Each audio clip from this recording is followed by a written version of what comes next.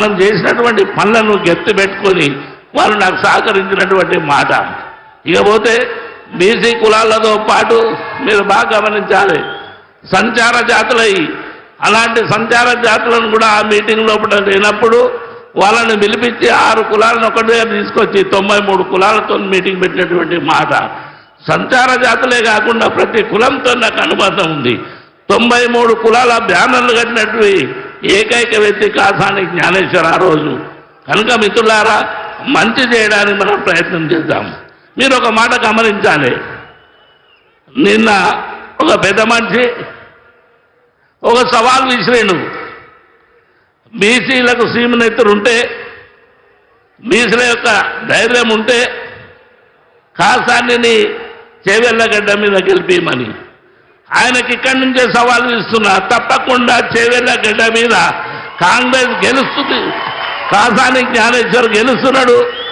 మరి ఈ గడ్డ నుండే మరి పెద్దలు చంద్రశేఖరరావు గారికి మొట్టమొదటి సీటు చేవెళ్ళ పార్లమెంటు సీటు ఆయనకు బహుమతిగా ఇవ్వబోతున్నామని మీ అందరితో మనవి చేస్తున్నాను.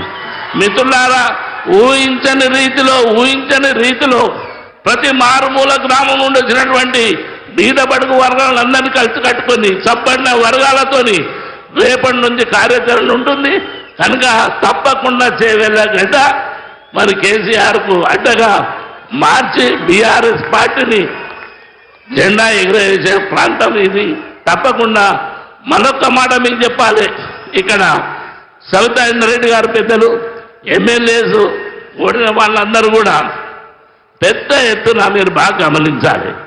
వాళ్ళ యొక్క ఆశీర్వాదం, నేను 1% తిరిగితే 99% రాత్రి మగనకుండా వాళ్ళు తిరుగుతున్నారు.